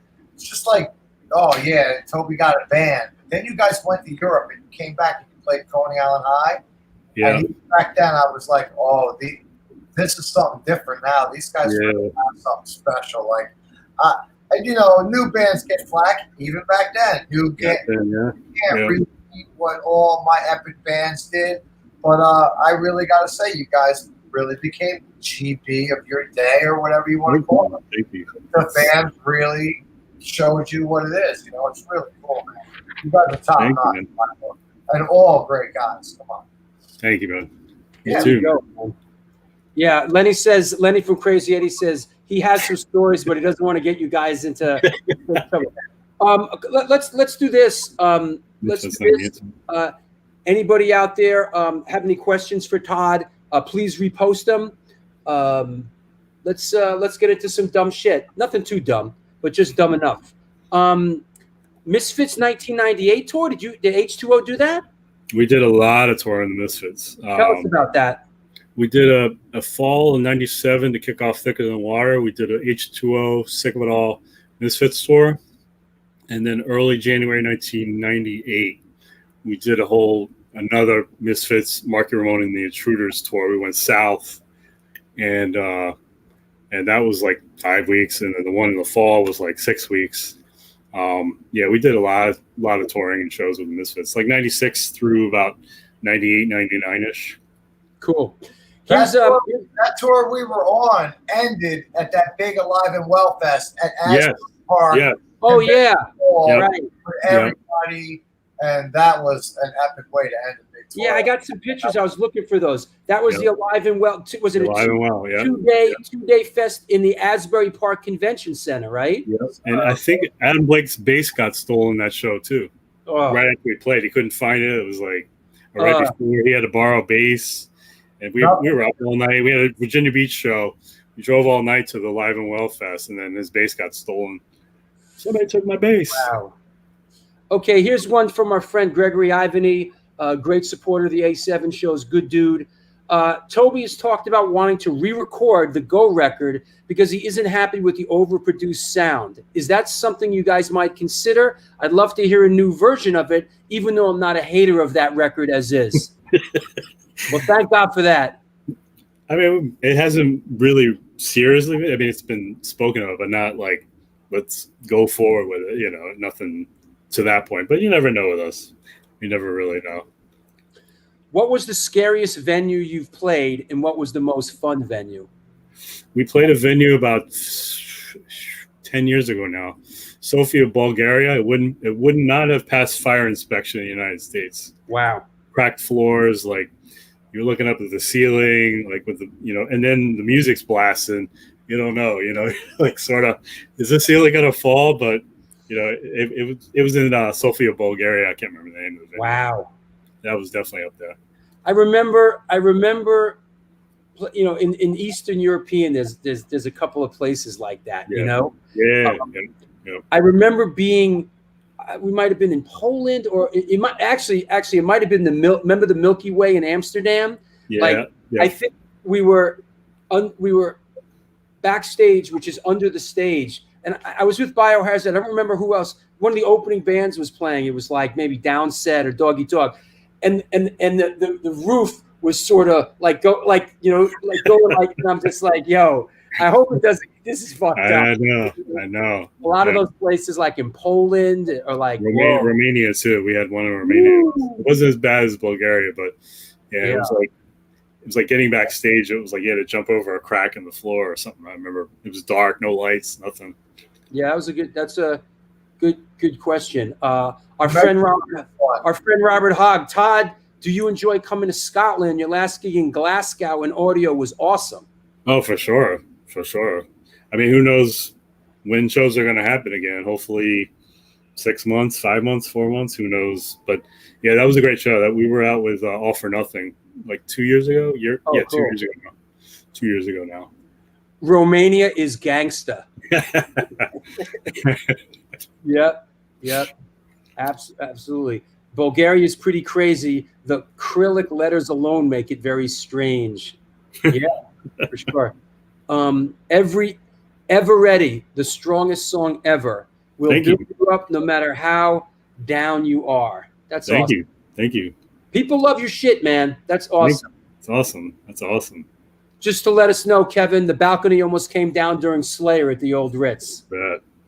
I mean, people know, I would assume, I mean, it's common knowledge. You know what venue the old Ritz was previously, right? Yep. No, the old. Oh, yeah, I don't know. Do you mean which? I wonder which Ritz. I thought he meant the new Ritz. The new 54? Ritz was Studio 54. Yeah. The old Ritz was Webster Hall. Yeah. Yeah, I don't know if Slayer played the Webster Hall Ritz. I remember Slayer playing the you know. 54. I know they played Roseland a couple times. Slayer. Those were great shows. Yeah. Chucky Brown, our good friend in Crazy Eddie. Do you remember the show at the Limelight in New York City with Rancid and the Lunatics, March 1st, 1995? Yeah, I wasn't quite yet in H2O at that point. I was at the show, but that was about 2 months before, 2 or 3 months before Todd and I kind of merged in from Outcrowd. Got it.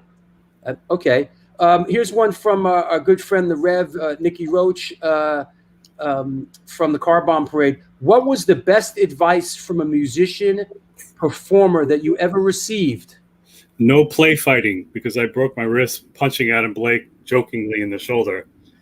I broke my wrist, and I couldn't play for about 8 weeks. And Earl Hudson from Battery sat me down in the Masquerade in Atlanta. Was like, yo, man, you got to take this serious, man. No play fighting. And so that was it. No more pits for me, Rat Bones. My pit days are done. Listen, I've heard stories like that. There's a sort of infamous story of Jimmy Page, going to shake a fan's hand and his finger getting caught and getting, so that's why, guys that use their hands like guitar players it's almost dangerous. I know. He got his finger broken or twisted, he couldn't play. So that's why, for guitar players or drummers, it's like you got to. And a lot of people don't respect that. They're like, "Yo, fuck that guy," and it's like, shut the fuck up, man. Yeah, I wonder what's gonna be like shows after all this. Like, are people gonna be all huggy or just like, "Yo, man, elbows"? The classic for that is true, right? There's a sit down with Classy Freddie Blassie and Andy Kaufman, and they're in a restaurant. And Freddie comes out, I don't want to shake nobody's hand. I don't know. Well, hold on. You know what? Steven, you want to come on? Is that it? Sir. What's up? I see you waving frantically. What's up? I'm waving because you guys are talking about this Jimmy Page thing. And about 2 years ago, I was shooting up the band King's X, and they were doing a meet and greet after the show. And the guitar player was sitting down on a folding chair. And you know how a folding chair, it unfolds into the two metal bars that hold it together? His hands were resting in between the triangle of the thing, and the chair broke, and he broke 3 fingers. Oh my God! Right in front of us, and crumbled to the ground. The guitar player in the band broke 3 fingers at the meet and greet, and luckily it just happened to be the last night of the tour. Jesus. But you never saw the guy. The guy went into the fetal position. He looked like he was dying, and he finished the meet and greet with his hand in a big thing of ice. Wow. But Listen. you heard that sound when you like rip a head of lettuce? Yeah. That's what it sounded like when his 3 fingers broke. I produced a King's X video back in the day for Dogman. Great song. And they were really a nice group of guys. They really what's the drummer's name? Is that Ty or is that the guitar player? Well, Ty Tabor is the guitar player. Sure. Doug Pinnick and I can't think of his name. Dude plays drums. Well, Dude, thank you. he was great. All right, Jerry Gaskell. Oh, nice call. There we go. Nice call. All right. Hey, listen, Steven Ratbones, I'll talk to you in a bit. All right. All right, bro.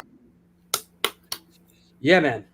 Okay. Back to our regularly scheduled programming.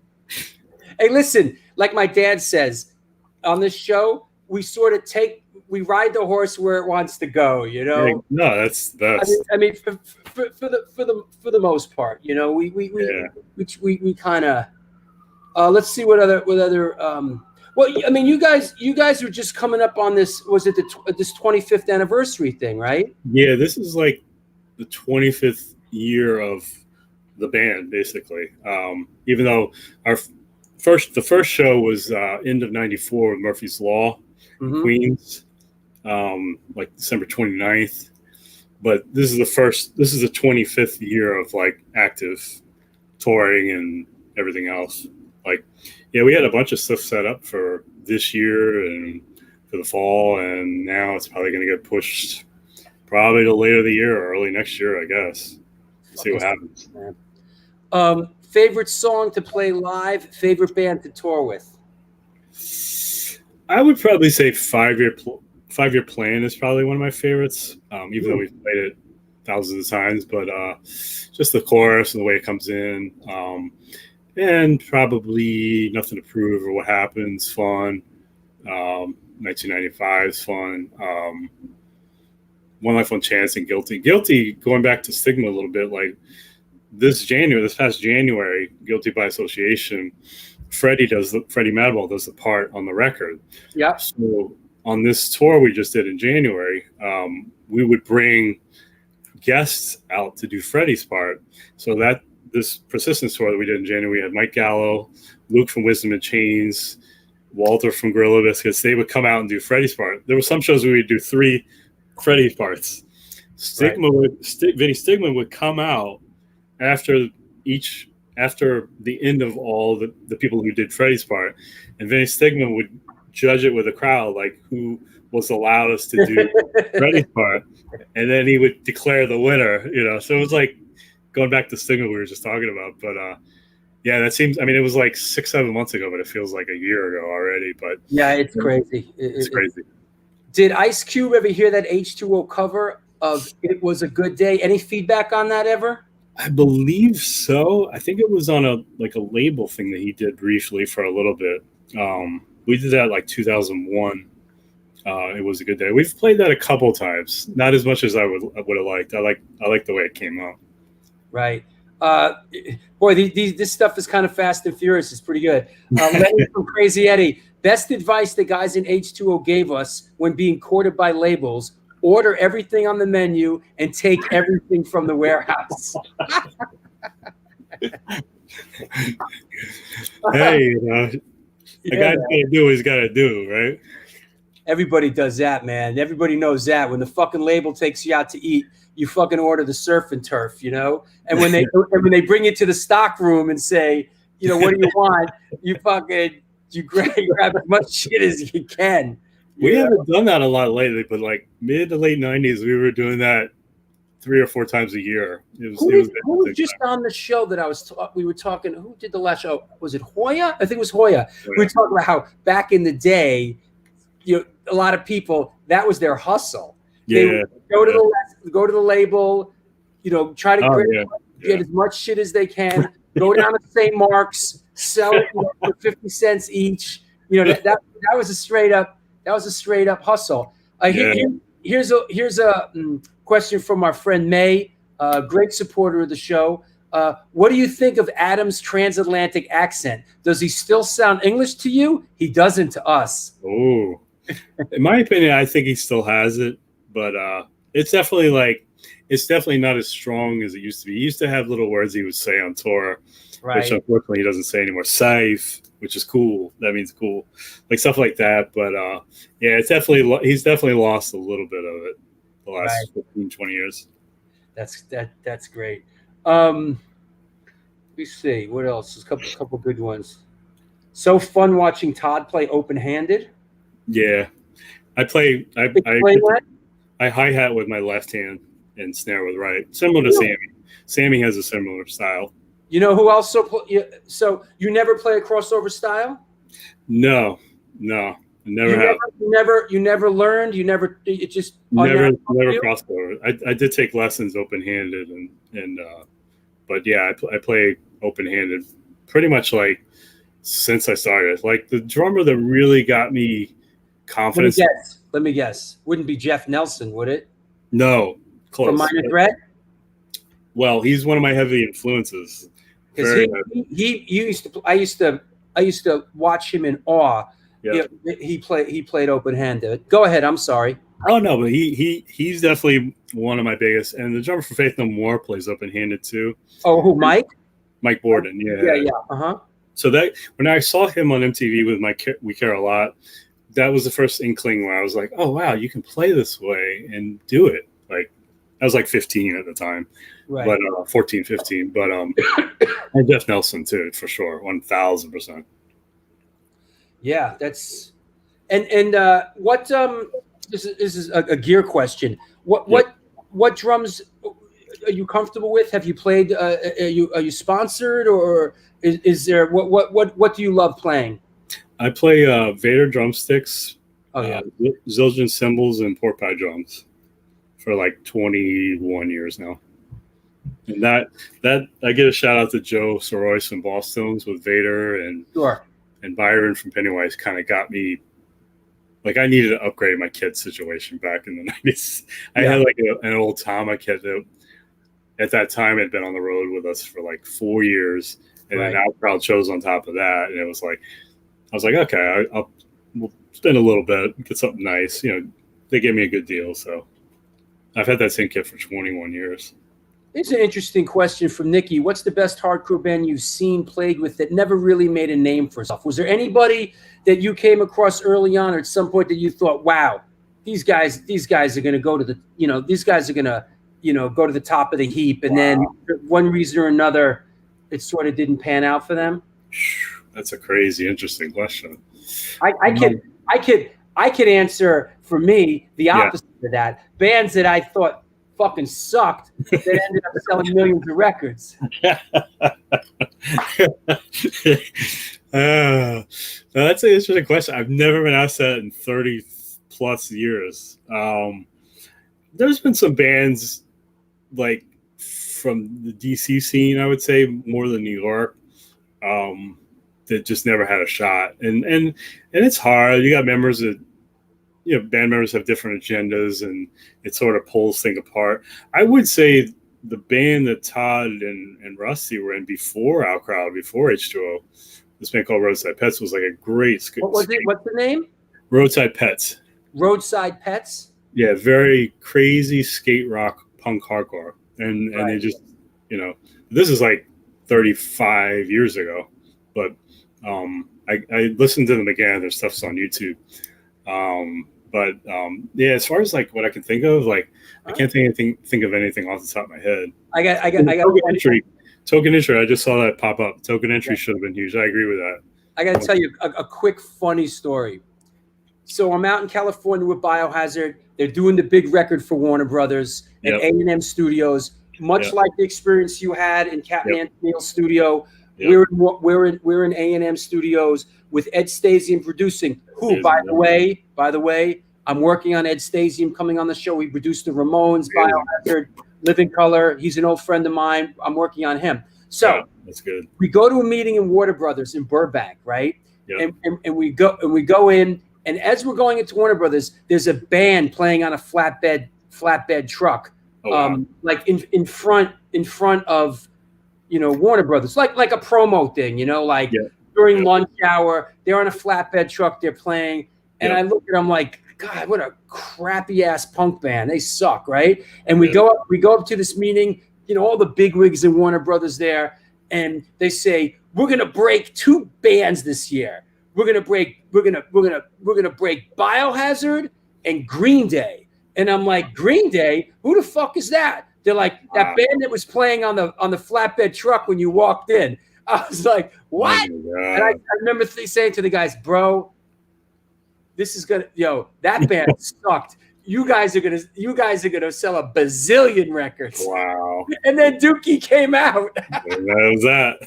Hey, listen, I'm the guy who thought the Beastie Boys sucked. What do I know? Wow. Yeah, no. I know I don't know. You never know, man. It's different. The industry's way different now than what it was like 25 years ago. I know what you're saying. Like back then, it was just, if you had a great video and maybe a couple songs, you were all over MTV. Now it's different. It's different. Well, it's listen, the topography has changed. We live in an ever-changing world, and I feel that like those people that try to cling to the past are just doomed. I know you got to keep moving with the time. You have to keep moving, and you guys are a hard-working band. You have a very, very loyal and dedicated following. Yeah, you're very fortunate in that regard. People really love your band, man. So, that's awesome. Let me think. Anybody? We're heading down the home stretch here. I think I covered everything. One last thing to all my people out there. Thanks for the support. If you are so inclined, please go check out the Patreon page and see what's going on there. I'm releasing some stuff. Check it out. It's what really fuels this show. Also, what is it about coasters? Like, everybody's sending me coasters. It's like, are coasters? This one's cool. This coaster I like because it goes with my phone. So it's like, are coasters the new thing? I got like I got all these coasters now. So if anybody has any coasters out there and needs to send them to me, get in touch with me. I can't have enough coasters. Not interested in anything right now other than coasters. So, all right, what's with the Simpsons thing, bro? Hey, Flanders. From about 90 to 98, I still watch The Simpsons a little bit, but the first like 7, 8 years of The Simpsons, I watched probably every episode and know every crazy, silly thing that went on in those episodes in that time. I haven't really watched the last 10 years or so as much. Well, you made May happy. You made May happy. Yep. Hi, kids. Wow. Good. Yeah, I mean, what did I just saw something else, and it was like all the, it seemed like it was all the same people and voices from The Simpsons. What's the other show that they did with the alien, the woman with the one eye, which is one face? Oh, I know. Which is, what's her name? Who was on Married with Children? Katie Seagal. What's that? You know the one? I know the show you're talking about. It's not Family Guy. I know the show. Family Guy, I love, man. I like Family Guy too. Family Guy, Oh, here we go. Futurama. That's it. Yeah. That's funny. That was fun. Family Guy can be really like, woo. I know.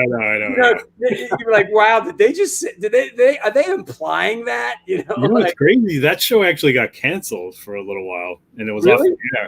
And then they bought it back. People started loving the the reruns were getting great ratings. People were buying the DVDs, and then they bought it back like maybe 5 years later, 4 or 5 years later. Yeah. But it was actually off the air for a little while, and then they bought it back. An interesting point about Peggy Bundy, which is Katie Segal. She started her career as a singer, as a background singer, and she was a background singer for Bob Dylan. Oh, she wow. sang with Bob Dylan. Yeah, she had. Wow, I didn't know that. Yeah. Yep. Yeah. Oh, here you go. She was also a backup singer for Milo. Wow. Yeah. You know. She's in Dead to Me too. The new season of Dead to Me. I like that show on Netflix. I haven't watched that. Dead to Me. Oh, it's great. Christina Aguilera, Linda Cardinelli. Oh, right. It's dark. It's great though. It's really good. Our friend Rick says, "What was Dickie Barrett's involvement with H20?" Yep. Froze him. Oh, there you are. Yeah, Frozen. Yeah. What was Dickie's involvement with H20? So Dickie Barrett, we used to play Wetlands all the time, and probably every quarter, like every 3 or 4 months. And Dickie saw us play there. I think it was a Sunday matinee show, and it was about a year before the Let's Face It, the real big album they put out. It was about a year or so before that, and they were looking to do some East Coast shows and like a little Midwest thing, and they were looking for opening bands.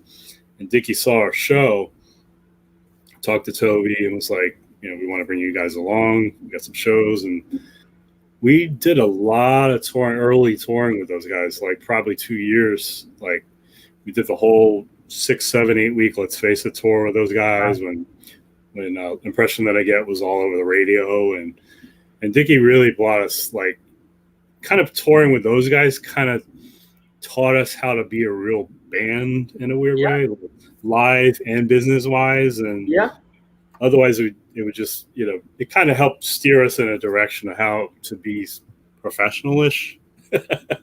You know what I mean? Like, those guys, listen, the Boss Tones, listen, their success wasn't just by chance. No. There's a very strong work ethic and a really strong regiment there, and I respect that a lot with those guys. I know. I mean, Gang Green too was another band. Joe Gittleman, the bass player. Yeah. In Gang Green, and Dickie from Impact Unit, and they come from punk and hardcore, and they did their work too before the Ballstones. Yeah, Dickie was great on the show. You got to get Dickie on for sure. Yeah, I'll reach out to Dickie. I have such a freaking laundry list. I know. And it's people that are, I sort of gravitate to people that want to be on the show. And watch the show and love the show and want to be a part of it. It's like when we do the A7 shows. The bands that play are the bands that come and support other bands and are part of it. So for sure. Yeah, Ben. So let me think a second. Everybody's going off on Katie Segal. Jesus Christ. You know what? Let's get Katie Segal on the show. I know. Let's get I mean, she was on that FX show too. I'm drawing a blank. It was the motorbike show. Sons of Anarchy. Yeah. She was on that too.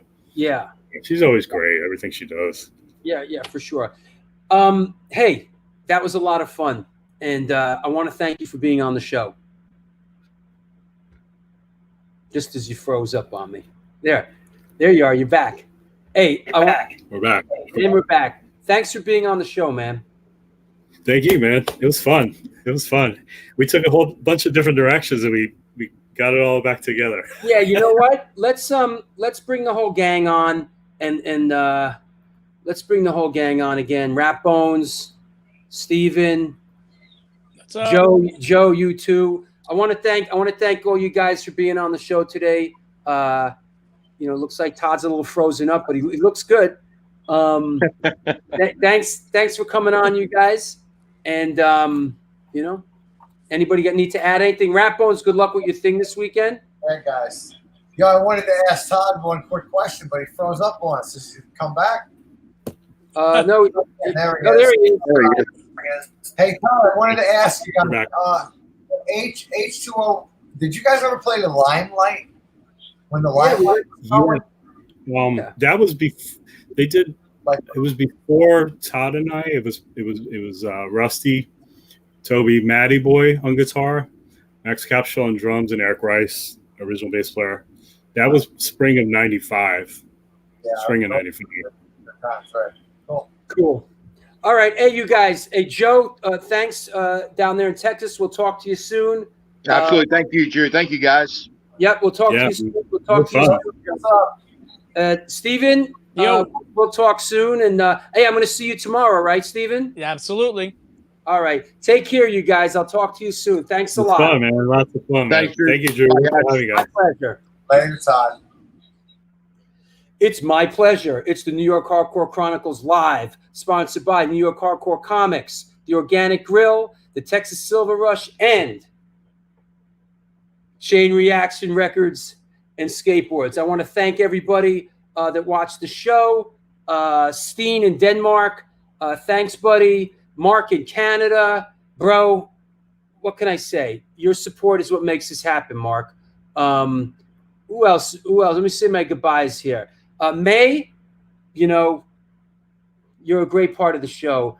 Listen, does anybody in America watch the show anymore? It's all, May, it's like Steen in Denmark, May in are you in London, May? Is that right? Yo, did I just see the Ack?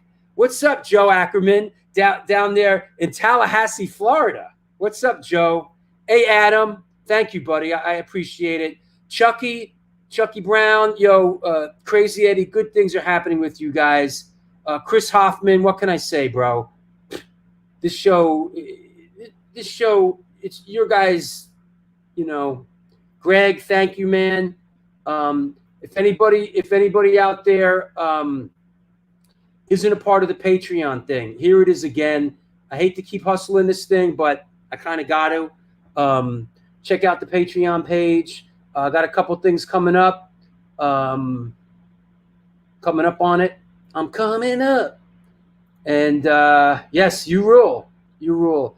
Thomas in Warsaw, Poland, but spent the first 30 plus years in New York City.